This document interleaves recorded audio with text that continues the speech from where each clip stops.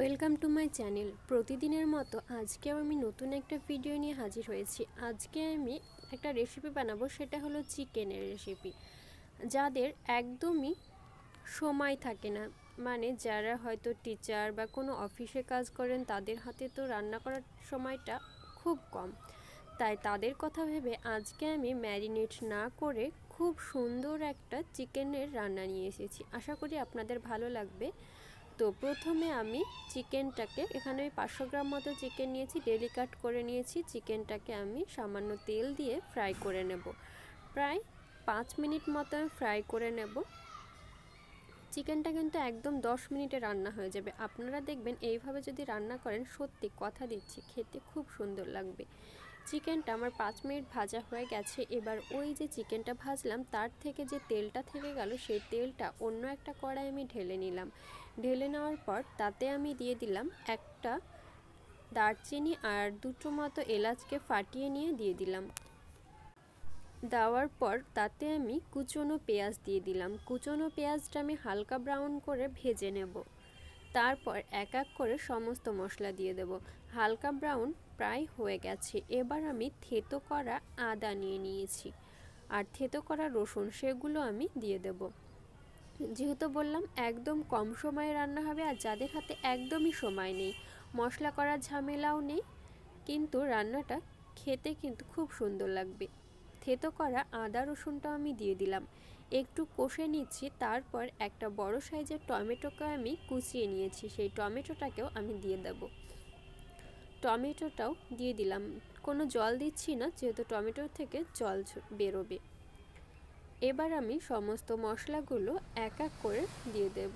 গুঁড়ো মশলাগুলো এখানে আমি নিয়েছি, হলুদ গুঁড়ো দিচ্ছি পরিমাণ মতো, হাফ চা চামচ দিলাম। 1 চামচ মতো লঙ্কা গুঁড়ো দিচ্ছি। আমার একটু চিকেন ঝাল ঝাল খেতে ভালোবাসে, তাই আমি 1 চামচ মতো দিলাম। আর দিয়ে দিলাম ধনে গুঁড়ো আর জিরে গুঁড়ো। এবার আমি সামান্য জল দিব। জল দিয়ে মশলাটা ভালো করে কষে নেব।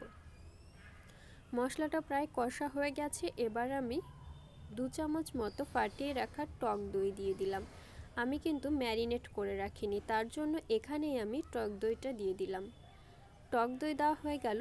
এবার ওই ভেজে রাখা চিকেনগুলো আমি দিয়ে দেব। চিকেনগুলো দিয়ে ভালোভাবে নাড়াচাড়া করে নিচ্ছি। মশলাগুলো চিকেনের গায়ে ভালো করে মেখে গেল। এবার আমি স্বাদ মতো নুনটা দিয়ে দেব। স্বাদ মতো নুনটাও দিয়ে দিলাম। চিকেনটা এইভাবে 5 মিনিট নাড়াচাড়া করে, 5 মিনিট না, আমরা 2 থেকে 3 মিনিট মতো নাড়াচাড়া করেছি। নাড়াচাড়া করে আমি সামান্য গরম জল দিয়ে ঢেকে দেব। এবার আমি খুব সামান্য গরম জল এখন দিচ্ছি না, একটু পরে দেব। তার আগে আমি ঢেকে দিলাম। মশলাটা কষা হয়ে গেছে এবং কি মাংসটাও কষা হয়ে গেছে। মাংস থেকে অনেকটা জল বেরিয়েছে। এবার আমি দিয়ে দিচ্ছি গরম জল, খুব সামান্য দেব, 1 হাতা মতো দিলাম। দিয়ে আমি 1 চামচ মতো ঘি দিয়ে দিলাম। ঘি দিয়ে একটু নাড়াচাড়া করে আবারও আমি ঢাকা দিয়ে দেবো। সেদ্ধ হওয়া পর্যন্ত আমি রান্না করে নেব। চিকেনটা প্রায় সেদ্ধ হয়ে গেছে। ঢাকনা খুলে মাঝে মাঝে নাড়াচাড়া করে দিতে হবে। এবার আমি ফ্লেভারের জন্য দিয়ে দিলাম কাঁচা লঙ্কা আর ধনেপাতা, একদমই অপশনাল। যারা পছন্দ করেন না ধনেপাতাটা, একদমই দেবেন না।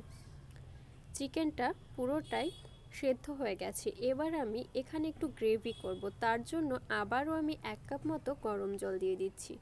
1 কাপ মতো গরম জল দিয়ে দিলাম। নাড়াচাড়া করে আমি 2 থেকে 3 মিনিট মতো ফুটে গেলে আমি নামিয়ে নেব। 3 মিনিট পরে ফিরে এলাম, ফুটে গেছে। এবার আমি নামিয়ে নিচ্ছি। গ্রেভিটা এইরকম গাঢ় গাঢ় হবে। আশা করি ভিডিওটা ভালো লাগবে। যদি ভালো লাগে অবশ্যই লাইক করবেন, কমেন্ট বক্সে জানাবেন। আরও নতুন নতুন রেসিপি পেতে আমার চ্যানেলটিকে প্লিজ সাবস্ক্রাইব করবেন।